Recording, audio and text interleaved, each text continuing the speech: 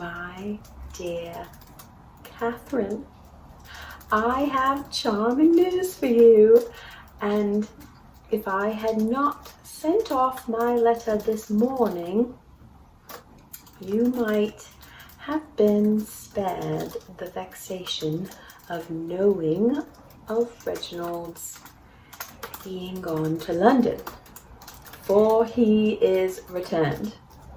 Reginald is returned, not to ask our consent to marrying Lady Susan, but to tell us they are parted forever.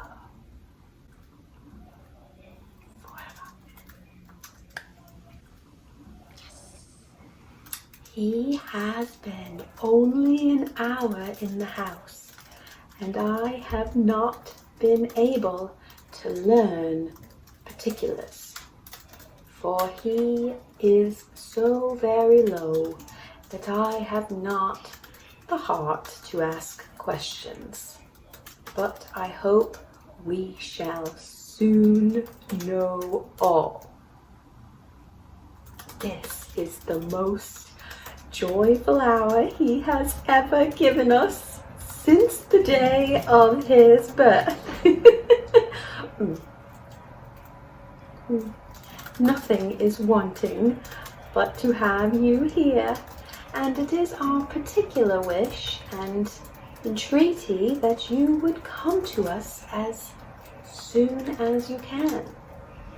You have owed us a visit many long weeks. I hope nothing will make it inconvenient to Mr. Vernon. And pray bring all my grandchildren. And your dear niece is included, of course. I long to see her.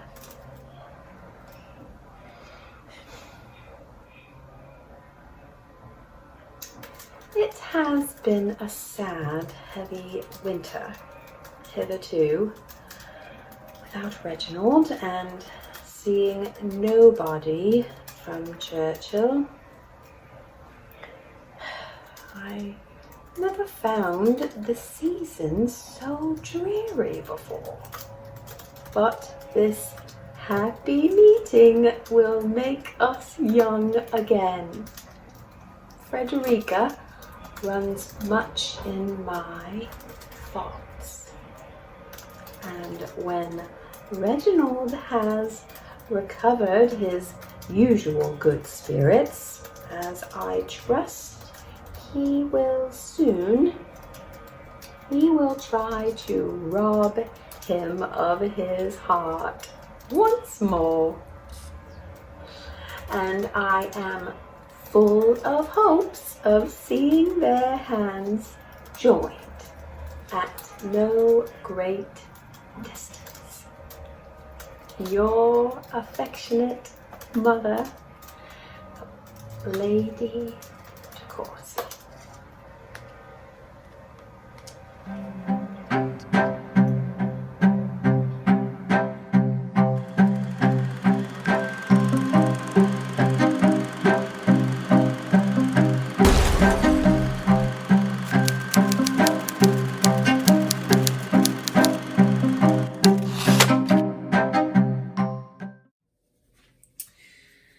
Next Thursday. Great. Well, it's too easy. Too easy. My dear mother, your letter has surprised me beyond measure. Can it be true that they are really separated and forever? I should be overjoyed if I dare depend on it, but after all I have seen, how can one be secure? And Reginald, really with you. My surprise is the greater because on Wednesday the very day of his coming to Parklands, we had a most unexpected and unwelcome visit from Lady Susan, looking all cheerfulness and good humour, and seeming more as if she were to marry him when she got to London than as if parted from him forever. She stayed nearly 2 hours, was as affectionate and agreeable as ever, and not a syllable, not a hint was dropped of any disagreement or coolness between them. I asked her whether she had seen my brother since his arrival in town, not, as you may suppose, with any doubt of the fact, but merely to see how she looked. She immediately answered, without any embarrassment, that he had been kind enough to call on her on Monday. But she believed he had already returned home, which I was very far from crediting. This woman, I swear. Your kind invitation is accepted by us with pleasure, and on Thursday next, we and our little ones will be with you. Pray heaven, Reginald may not be in town again by that time. I wish we could bring dear Frederica too, but I am sorry to say that her mother's errand hither was to fetch her away, and miserable as it made the poor girl, it was impossible to detain her. I was thoroughly unwilling to let her go, and so was her uncle, and all that could be urged we did urge, but Lady Susan declared that as she was now about to fix herself in London for several months, she could not be easy if her daughter were not with her for masters, etc. Her manner, to be sure, was very kind and proper, and Mr. Vernon believes that Frederica will now be treated with affection. I wish I could think so too. The poor girl's heart was almost broke at taking leave of us. I charged her to write to me very often, and to remember that if she were in any distress, we should be always her friends. I took care to see her alone, that I might say all this, and I hope I made her a little more comfortable, but I shall not be easy till I can go to town and judge of her situation myself. I wish there were a better prospect than now appears of the match which the conclusion of your letter declares your expectations of. At present, it is not very likely.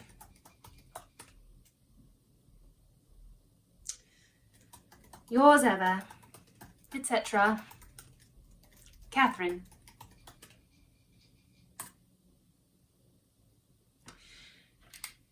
How are we going to make this happen? Reginald and Frederica. It's a perfect match. It's the perfect match.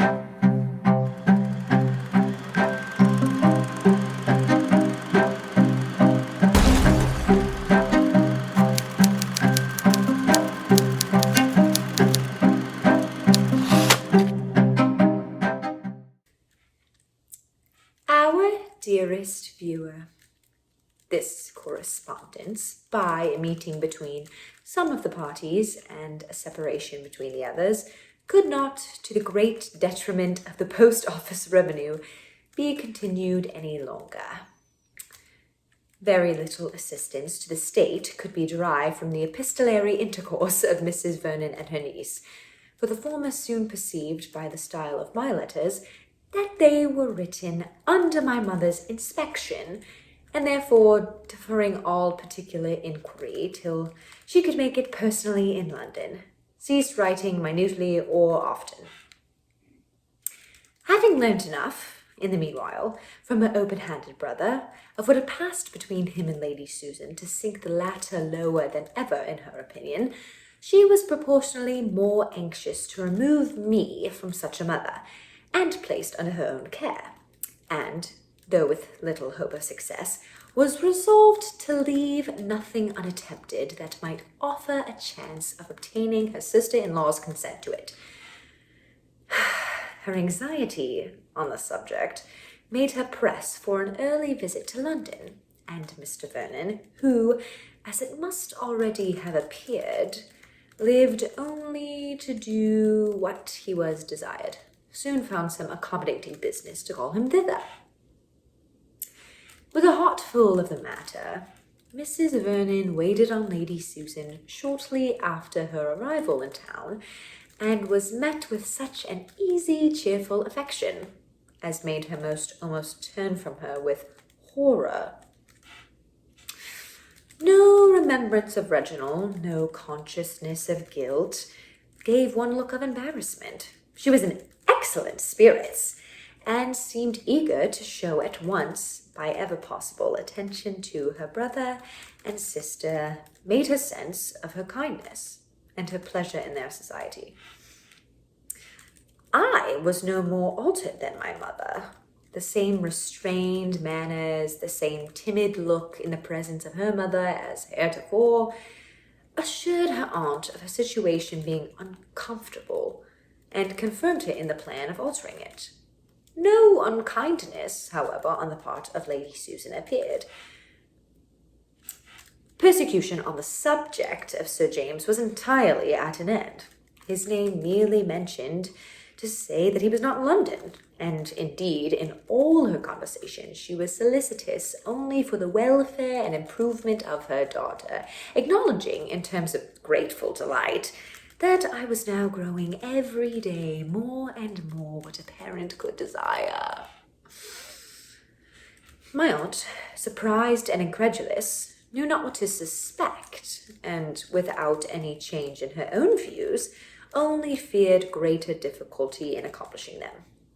The first hope of anything better was derived from Mamma's asking her whether she thought I looked quite as well as she had done at Churchill, as she must confess herself to have sometimes an anxious doubt of London's perfectly agreeing with her.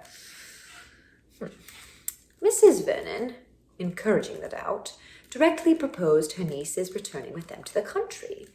Lady Susan was unable to express her sense of such kindness, yes, yet knew not, from a variety of reasons, how to part with her daughter, and as, though her own plans were not yet wholly fixed, she trusted it would ere long to be in her power to take me to the country herself, concluded by declining entirely to profit by such unexampled attention. My aunt persevered, however, in the offer of it, and though Lady Susan continued to resist, her resistance in the course of a few days seemed somewhat less formidable. The lucky alarm of an influenza decided what might have been decided what not have been decided quite so soon. Mamma's maternal fears were then too much awakened for her to think of anything but my removal from the risk of infection. Above all disorders in the world, she most dreaded the influenza for her daughter's constitution.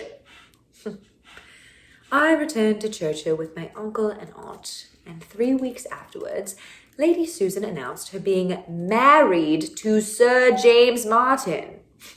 Mrs. Vernon was then convinced of what she had only suspected before, that she might have spared herself all the trouble of urging a removal which Lady Susan had doubtless resolved on from the first.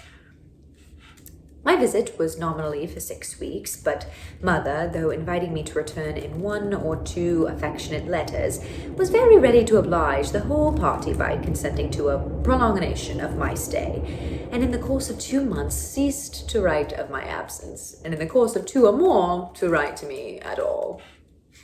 I was therefore fixed in the family of my uncle and aunt, until such time as Reginald de Courcy could be talked, flattered, and fitnessed into an affection for her, which, allowing leisure for the conquest of his attachment to my mother, for his abjuring all future attachments and detesting the sex, might be reasonably looked for in the course of a 12-month. 3 months might have done it in general, but Reginald's feelings were no less lasting than lively. Whether Lady Susan was or was not happy in her second choice, I do not see how it could ever be ascertained, for who would take her assurance of it on either side of the question? The world must judge from probabilities. She had nothing against her but her husband and her conscience. Sir James may seem to have drawn a harder lot than mere folly merited. I leave him, therefore, to all the pity that anybody can give him. I confess that I can pity only Miss Mainwaring, who, coming into town and putting herself to an expense in clothes which impoverished her for 2 years, on purpose to secure him, was defrauded of her due by a woman 10 years older than herself. For myself, I suspect a happily ever after is soon in the future. But I am sure, dear viewer, that even though this part of the story is over, there will be more misadventures to come.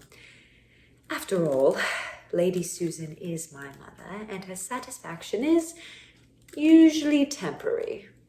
Yours ever, Frederica Vernon.